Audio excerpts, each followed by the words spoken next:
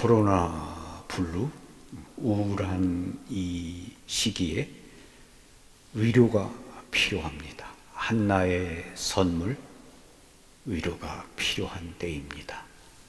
나의 이야기를 들어주고 말없이 고개를 끄덕이며 공감해주는 사람을 만나고 싶습니다. 그래, 나라도 그랬을 거야 라고 하면서 인정해주는 사람. 나라도 그런 때면 화가 나는 게 당연해. 그런 상황에선 눈물이 나는 게 당연하지. 내가 약해서 그런 게 아니야 라면서 공감해주고 지지해주는 그런 사람을 만나고 싶습니다. 이 아기는 강한 반대에 직면하게 될 것입니다. 이 아기는 자신을 해칠 수 있는 힘을 가진 이들에게 배척당할 것입니다.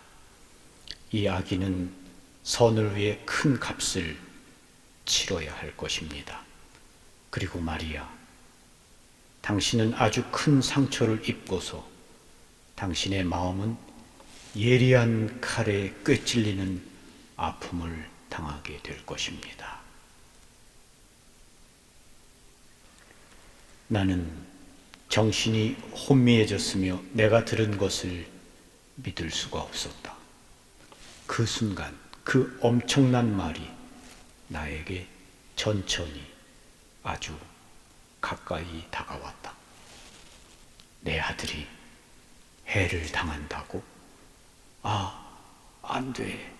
도저히 있을 수 없는 일이야. 두려움과 전율이 나를 엄습하면서 모든 기쁨을 앗아갔다. 우리 아기가 끔찍한 고통을 당한다고? 내 가슴이 깊이 꿰찔린다고? 이 차가운 말이 거듭거듭 내 머릿속에서 소용돌이 쳤다. 도대체 무슨 말일까? 분명 아기의 앞날이 위험하고 크나큰 해악을 당한다는 것이다. 요셉 역시 크게 놀랐다.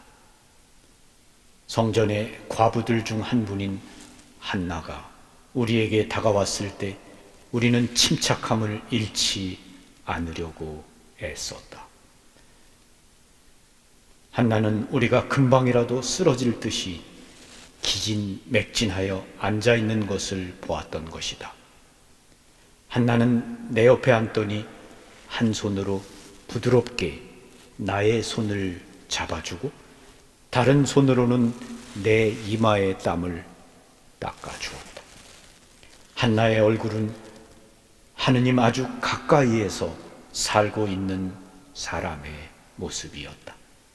친절함과 배려심이 한나의 얼굴에 가득 배어 있었다. 그러한 한나의 얼굴은 몇 달 동안이나 나의 뇌리에서 사라지지 않았다. 내가 다시 정신을 차리자 한나는 예수를 안고서 부드럽게 다독였다. 그리고 한나가 우리에게 한 마지막 말에는 거룩하신 분에 대한 찬미, 그리고 예수의 탄생에 대한 감사의 마음이 가득 차 있었다. 한나 역시 예수는 사람들을 살리기 위해 위대한 일을 할 것이라고 단언했다. 나의 고통은 너의 고통이라는 조이스럽 수녀의 책 가운데 한 부분을 전해드렸습니다. 루카복음은 한나를 이렇게 설명합니다. 나이가 매우 많은 이 여자는 혼인하여 남편과 7해를 살고서는 84살이 되도록 과부로 지냈다. 그리고 성전을 떠나는 일 없이 단식하고 기도하며 밤낮으로 하느님을 섬겼다. 나이 많은 여자 한나와 아직 젊은 마리아가 너무나 중요한 순간에 만났다는 사실에 주목해 봅니다. 한나는 마리아에게 매우 필요한 사람임이 분명합니다. 긴 세월 동안 과부로 살아오면서 한나는 삶을 보다 충만하게 이해할 수 있었습니다. 고통이 어떤 것인지도 알고 있었습니다. 성전에서 보낸 많은 세월로 인해 하느님과의 관계도 깊어지게 되었습니다. 장차 많은 고통을 당하게 될 것을 막 알게 된 이 젊은 어머니 마리아에게 한나는 위로자로서 등장했습니다. 한나도 같은 때에 나와 라는 성경 구절이 눈길을 끕니다.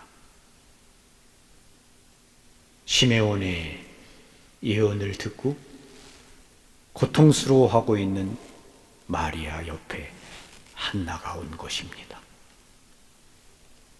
시메온의 예언에 뒤따라오는 고통에 시달리는 우리를 위로하고 도와주기 위해서 한나가 옵니다. 우리의 한나는 우리가 필요로 할 때에 우리에게 옵니다. 전화, 편지, 방문, 침대 옆에서의 정성스러운 간호사의 형태로 필요한 바로 그 순간에 한나가 나를 찾아옵니다. 그 한나는 우리에게 많은 말을 걸지 않을 수도 있고 우리에게 얼마나 큰 희망을 전해주는지를 그 자신은 미처 알지 못할 수도 있습니다. 그러나 우리는 알고 있으며 한나로 인해 용기를 얻습니다. 한나는 고통의 시간을 보내는 우리에게 위로와 희망의 기운을 가져다 줍니다. 우리의 한나는 하느님께서 보낸 메신저입니다. 상처받은 누군가와 함께하는 것을 꺼리지 않고 오히려 연민을 가득히 품고 우리를 찾아오는 사람들입니다. 코로나 시대 한나의 선물, 위로가 필요합니다. 위키 백과사전에서 위로를 어떻게 말하고 있나 찾아보았습니다. 위로는 사전적 의미로 따뜻한 말이나 행동으로 괴로움을 덜어주거나 슬픔을 달래주는 것을 말한다. 사랑하는 사람과 이별한 것과 같이 고통스럽거나 불행한 상황 속에서 보통 인간은 위로받고 싶어 한다. 이것은 그 상황을 변화시킬 수 있는 해결책을 원한다기보다는 자신을 이해하고 공감해 주기를 바라는 것이라고 볼 수 있다. 따라서 위로는 위로하는 상황을 얼마만큼 이해하고 공감할 수 있느냐에 따라 그 효과가 달라진다. 백과사전이 우리에게 말해주는 위로입니다. 신부님, 대성당 짓고 계시는데 코로나로 순례자도 없고 혼자 미사하시고 힘드시지요? 힘내세요. 저도 어려워서 도와드리지 못해 죄송합니다. 그러나 제가 기도드릴 때마다 신부님을 위해 기도합니다. 저에게 이런 위로의 말을 건네주는 분들이 계십니다. 한나처럼 저를 위로해주는 분들을 만날 때 고마움을 느낍니다. 그리고 그래, 열심히 살아야지 하는 마음을 다시금 굳게 갖게 됩니다. 유방암과 척추암으로 고통 가운데 계시는 자매님과 통화를 나누었습니다. 신부님, 너무 아픕니다. 죽고 싶을 만큼 아픕니다. 얼마나 아픈지 다른 사람에게 말할 수도 없습니다. 고통이 너무 심합니다.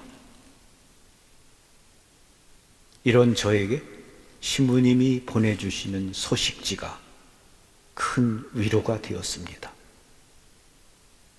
성지 소식지를 읽으면서 위로를 받았습니다. 고맙습니다, 신부님.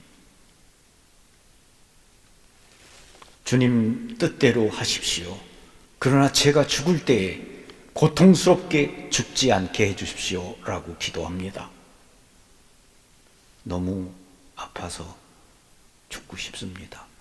그런데 신자기 때문에 죽지 못합니다. 신부님, 제가 남양 성모 성지 입구에 들어서면 성모님께서 저에게 이렇게 말씀해 주셨습니다. 얘야, 어서 오너라. 그래서 저는 남양 성모 성지가 고향 같습니다. 성지에 무척 가고 싶습니다. 그러나 성지 생각만 해도 위로를 받습니다. 오늘 아침에도 이 자매님과 통화를 나눴습니다. 자매님이 제 목소리를 듣는 게 물에 빠진 사람이 허우적거리다가 손을 잡는 것 같은 그러한 마음이었다고 했습니다. 코로나19 어려운 시기입니다. 이 어려운 시기에 이 시기를 건너가는 데 있어서 따뜻한 마음이 필요합니다. 내 곁에 누군가가 있다는 것, 나와 같이 이 어려움을 건너가고 있다는 그러한 마음들이 필요합니다. 그 마음을 어떻게 전해줄 수 있겠습니까? 그것은 한나처럼 그들 곁에 다가갈 때입니다. 한나는 성모님이 시메온의 예고를 받고 고통스러워할 때 그 곁에 다가갔습니다. 그리고 성모님의 손을 잡아주었고 이마에 흐르는 땀을 닦아주었습니다. 그리고 어깨를 두드리며 용기를 건네주었습니다. 우리 모두에게는 한나가 필요하죠. 근데 내 자신이 그런 사람이 될 수 있습니다. 예수님이 말씀하셨습니다. 내가 바라는 그대로 남에게 해 주어라. 내가 먼저 누군가의 곁에 다가가서 위로를 건네주는 한나가 될 수 있습니다. 우리 모두 한나의 선물, 위로를 건네주는 그런 위로의 사람들이 되어야 하겠습니다. 2020년 한 해가 저물어 가고 있습니다. 우리가 하느님께 감사하고 그리고 우리 곁에 고통스러워하고 힘들어하는 우리의 이웃들에게 따뜻한 위로를 건네주면서 이 한 해를 보냈으면 싶습니다. 고맙습니다. 감사합니다. 평화를 빕니다. 철새떼가 남쪽에서 날아오며 도나우 강을 건널 때면 나는 기다린다. 뒤처진 새를. 그게 어떤 건지 내가 안다. 남들과 발맞출 수 없다는 것 어릴 적부터 내가 안다. 뒤처진 새가 머리 위로 날아 떠나면 나는 그에게 내 힘을 보낸다.